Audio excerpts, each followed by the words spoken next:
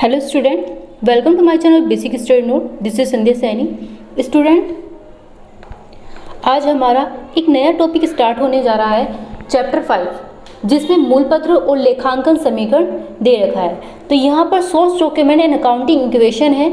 सबसे पहले source document के बारे में जान लेते हैं। सोर्स डॉक्यूमेंट को क्या कहा जाता है? सोर्स डॉक्यूमेंट मूल पत्र कहलाते हैं।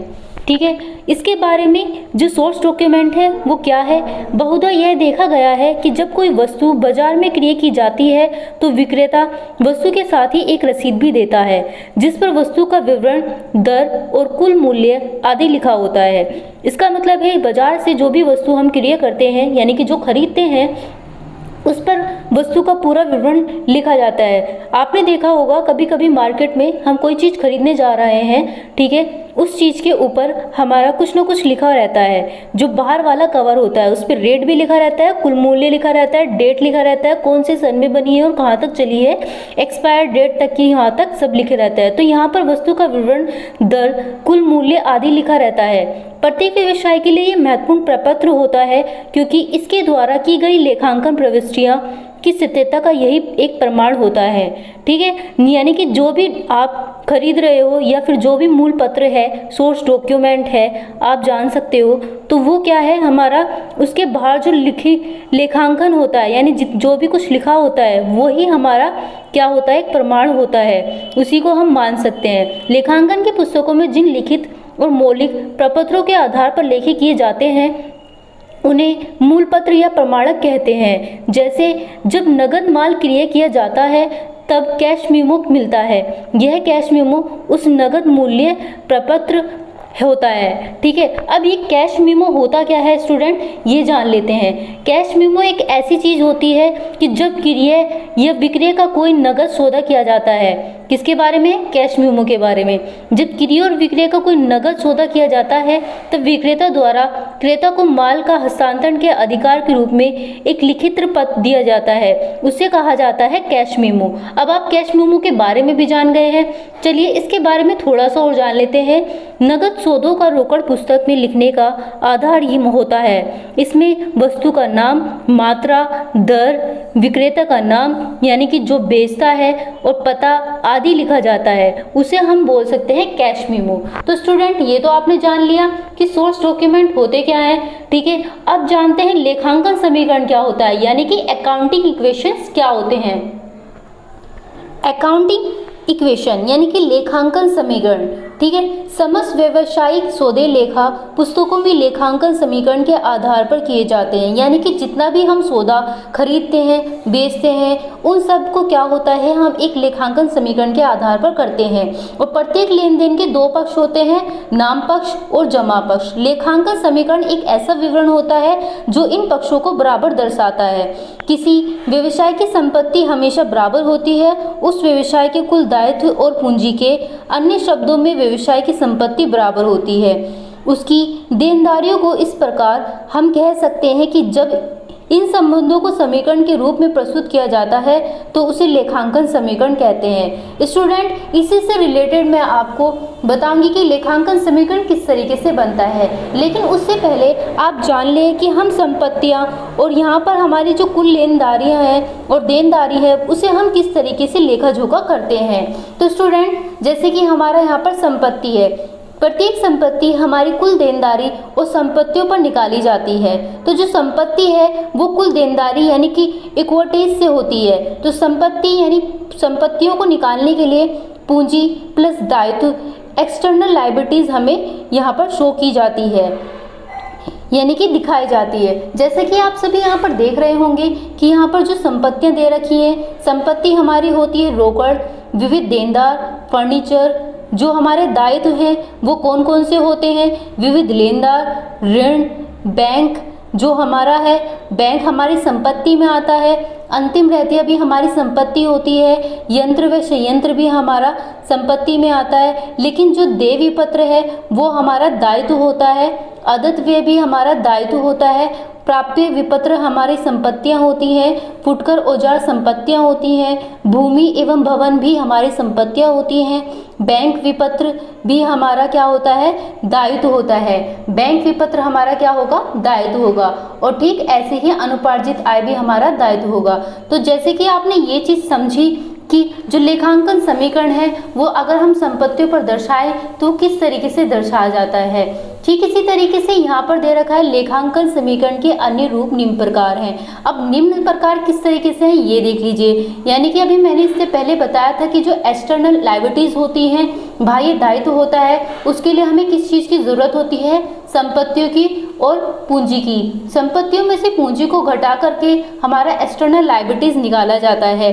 ठीक है, ऐसे ही हमारी पूंजी जो है, कैपिटल है, उसे हम किस तरीके से निकालते हैं, संपत्तियों में से बाह्य दायित्व को घटा करके। संपत्तियों को इंग्लिश में एसेट बोला जाता है और बाह्य दायित्व अभी भी मैंने आपको बताया था एक्सटर्नल लायबिलिटीज होती है।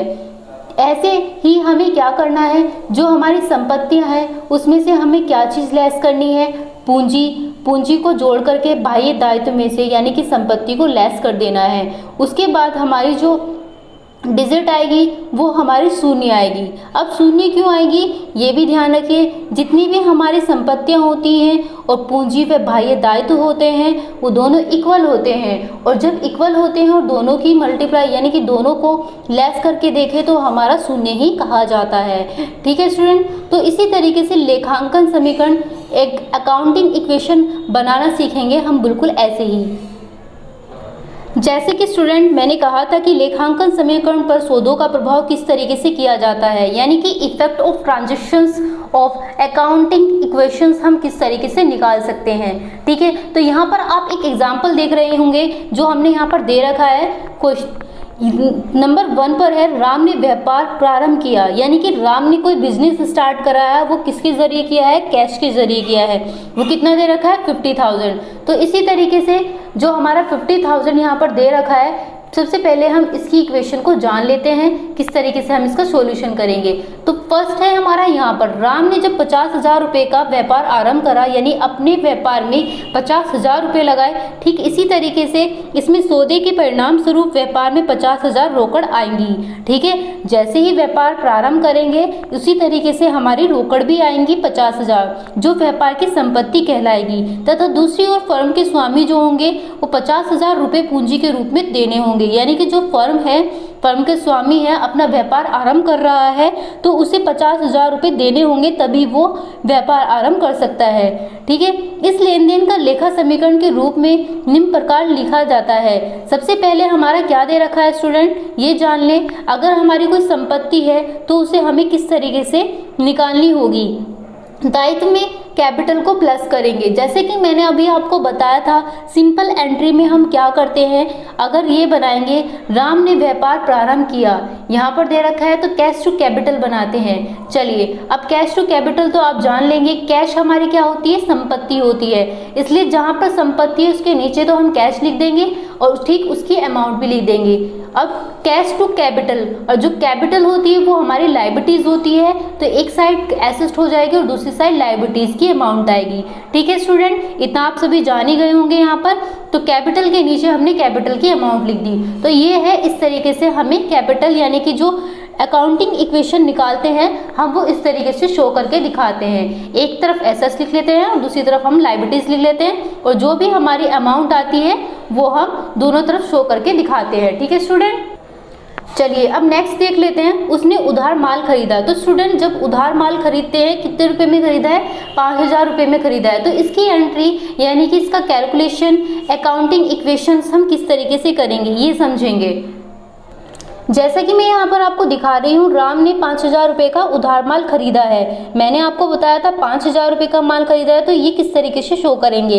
इस सौदे से व्यापार में 5,000 रुपये का माल आया, जिससे स्टॉक नामक संपत्ति में वृद्धि हुई, लेकिन दूसरी तरफ माल उधार खरीदने के कारण लेनदारों के रूप में वृद्धि होगी। अब कैसे होगी ये जान लीजिए। जब हम सिंपल एंट्री बनाते थे वो किस तरीके से बनाते थे, राम ने 5,000 रुपये का उधार माल खरीदा है, राम ने खरीदा है। ठीक है। तो परचेज टू राम बोलेंगे हम, तो यहाँ पर परचेज टू राम तो नहीं आएगा, राम की जगह पर हम क्या करेंगे, स्टॉक माल कर रहे हैं तो स्टॉक पे आ जाएगा। ठीक है स्टूडेंट, इस सौदे का समीकरण निम्न प्रभावित है। अब वो कैसे करेंगे, देखिए अभी मैंने फर्स्ट वाली इक्वेशन बताई थी, तो वो फर्स्ट इक्वेशन मैंने ऐसे की ऐसी जोड़ दी, एक साइड एसेट्स बताया था और दूसरी साइड मैंने लायबिलिटीज बताया था। तो एसेट्स जो थी वो हमारा कैश था, वो कितना था, 5000 था, ठीक है, और लायबिलिटीज में हमारी कैपिटल थी 50,000। तो आपने यहाँ पर देखा होगा कैश हमारा 50,000 है और कैपिटल हमारा 50,000 है, ठीक है। अभी इससे पहले मैंने 5,000 बोला, वो बाई मिस्टेक बोला गया, तो वो यहाँ पर कितना होगा, 50,000 होगा। तो अब देखिए यहाँ पर क्या करना है स्टॉक, यहाँ पर जो सेकंड है, राम ने 5,000 रुपए का माल खरीदा। अब वो इक्वेशन इसमें जोड़नी है पुरानी वाली समीकरण में, यानी कि पुरानी वाली इक्वेशन में से हमें नई इक्वेशन को जोड़ना है जिसका लेन देन हम कर रहे हैं, ठीक है। अब लेन देन वाला अकाउंट जो है हमारा स्टॉक से हो रहा है, ठीक है, और कौन कर रहा है, क्रेडिटर कर रहा है। क्रेडिटर कौन है, यहाँ पर राम है। तो राम यानी कि जहाँ पर क्रेडिटर है वहाँ पर तो हम 5,000 लिख देंगे, और जहाँ हम स्टॉक कर रहे हैं यानी खरीद करके परचेज कर रहे हैं उधार माल, तो वो कहाँ पर आएगा, स्टॉक में आएगा। स्टॉक कितना कर रहे हैं, 5,000 का। तो स्टूडेंट अब इसको हम ऐड कर लेते हैं, जैसे कि मैंने कहा कि इक्वेशन को हम ऐड करके लेके चलेंगे। तो कैपिटल है 50,000, इसके नीचे कोई अमाउंट नहीं है, तो 50,000 ऐसा का ऐसे ही आ गया। उसमें हमने प्लस लिखा, क्रेडिटर के नीचे 5,000 है तो 5,000 लिखा, इज इक्वल हो रहा है यहाँ पर 5,000 और 50,000 नीचे दे रखा है। ये आपको अच्छे से समझ में आ ही गया होगा। चलिए थर्ड वाला पॉइंट देख लेते हैं। जैसे कि स्टूडेंट को यहाँ पर थर्ड पॉइंट दे रखा है, उसने नगद माल बेचा जो कितने रुपए का था, 3,000 रुपए का था। ये आप देख रहे होंगे यहाँ पर 3,000, तो इसको भी अच्छे से समझे। तो थर्ड पॉइंट में राम ने 2,500 रुपये का लागत मूल्य का 3,000 रुपये का माल बेचा है, ठीक है। अब 3,000 रुपये का राम ने लागत मूल्य पर माल बेचा है, तो राम ने बेचा है तो राम क्या करेगा, यहाँ पर कैश टू सेल कर रहा है एक तरीके से, ठीक है। अब कैश टू सेल कर रहा है, यहाँ पर एक सिंपल एंट्री मैंने आपको बताई है, ठीक है। तो इस लेन देन में फर्म के रोकड़ को 3,000 रुपये की संपत्ति प्राप्त हुई तथा 2,500 रुपये लागत मूल्य पर स्टॉक के रूप में संपत्ति में कमी आई। साथ ही 2,500 रुपये की लागत मूल्य 3,000 रुपये में बेचने से 500 रुपये का हमें लाभ हो गया। अब 500 रुपये का लाभ क्यों हुआ भाई, 3,000 रुपये का बेचा था और 2,500 रुपये की हमारी लागत थी, तो 3,000 में से 2,500 को जब हम घटाएंगे तो कितना आएगा स्टूडेंट, हमारा 500 रुपये यहाँ पर आ जाएगा।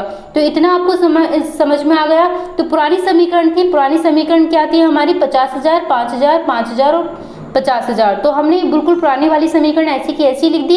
तो अब जो लेन देन है हमारे थर्ड पॉइंट का, वो क्या था हमारा स्टूडेंट, कैश टू सेल था एक तरीके से।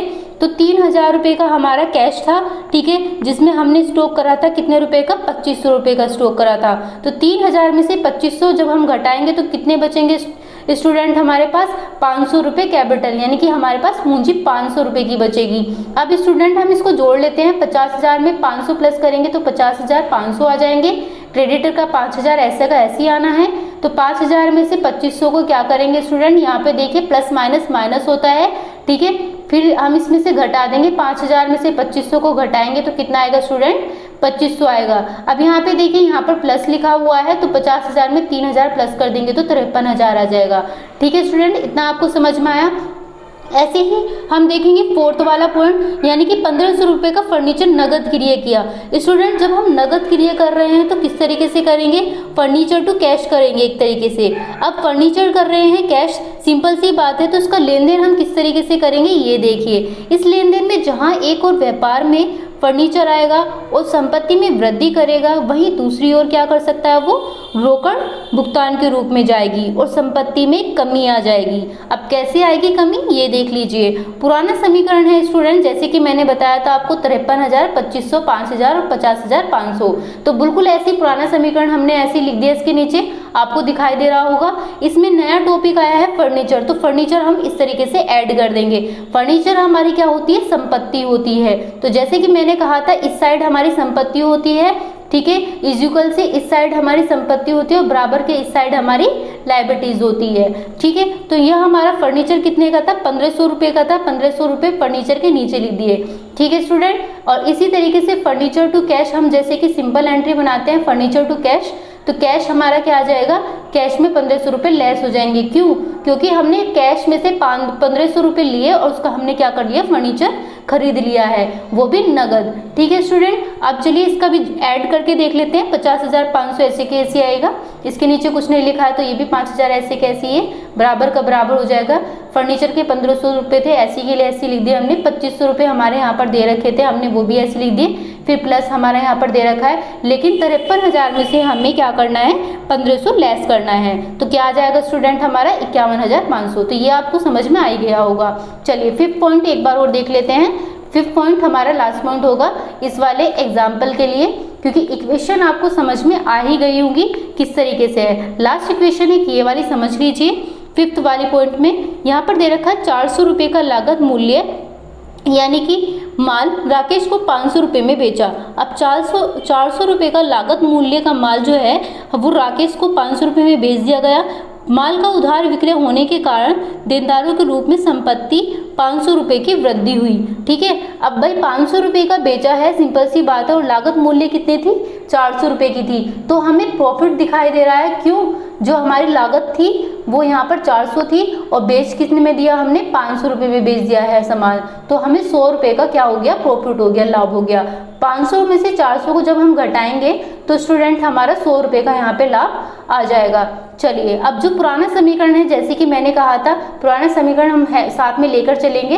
तो 51,2500 plus 1500 is equal to 5,000 plus 50,500। तो हम इसको ऐसे का ऐसे यहाँ पर लिख देंगे। तो आपको ये चीज़ समझ में आई। चलिए इसका लेन देन और देख लेते हैं स्टूडेंट। इस वाली 5th एंट्री का लेन देन हम किस तरीके से करेंगे। मैंने कहा लागत, हमें यहाँ लागत का माल राकेश को 500 रुपये में बेचा गया। ठीक है, तो 500 रुपये में बेच दिया है, तो हमें प्रॉफिट कितने में हो रहा है, 100 रुपये का प्रॉफिट हो रहा है। तो वो हमारी किस में आ जाएगी, कैपिटल में स्टूडेंट हमारी यहाँ पर आ जाएगी। ठीक है, तो आपको कैपिटल में यहाँ दिखाई दे रही होगी। ठीक, हमारा क्या हो रहा है स्टूडेंट, 400 रुपये लागत मूल्य हमारा स्टॉक का था। अब हमने सारी एंट्री डाल दी, और जो डेटर था यानी कि राकेश जो था वो कौन से रुपए में, यानी कि 500 रुपये में उसको बेचा है, तो डेटर भी हमारा साथ में आ चुका है। तो यहाँ पर आप देख सकते हैं 50,500 में 100 हमने ऐड कर दी, तो 50,600 यहाँ पर लिख दिए गए हैं। प्लस का प्लस हो गया है, 5,000 का 5,000 हो गया है, बराबर का बराबर। डेटर के ऊपर हमारा कोई डिजिट नहीं है, तो हम यहाँ पर 500 का 500 ही लिखे रहेंगे, प्लस हो गया। इसके नीचे कोई डिजिट नहीं है, तो 1500 का 1500 रहेगा, प्लस का प्लस रहेगा। लेकिन यहाँ स्टॉक में से हमारे 400 रुपये की जो लागत थी, जो पैसा हमारा स्टॉक करके जो निकल चुका है, ठीक है, स्टॉक जो हमारा निकला है बचा कुचा 2500 में से 400 हम इसमें से घटा देंगे, तो हमारा स्टूडेंट कितना आ जाएगा, 2100 रुपये यहाँ पर हमारा आ जाएगा। ठीक है, क्योंकि हमने क्या करा है, 400 रुपये इसमें से घटाया है। अब यहाँ पर देख लीजिए जो कैश की अमाउंट है वो कितनी है स्टूडेंट, 51,500। 51,500 के नीचे हमारी कोई डिजिट नहीं है, तो इसे हम ऐसे का ऐसे लिख देंगे 51,500। तो स्टूडेंट ये था आज का हमारा इक्वेशंस, जो कि आपने अच्छे से समझा होगा। तो इसी तरीके से स्टूडेंट हमारे क्वेश्चंस आते हैं। ये हमारी एनसीईआरटी की बुक है, जो कि आप अच्छे से समझ रहे होंगे। तो स्टूडेंट वीडियो अगर आपको हमारी पसंद आई है तो वीडियो को लाइक कीजिए, सब्सक्राइब कीजिए, ताकि आने वाली वीडियो आपको कंटिन्यू मिलती रहे। Thank you.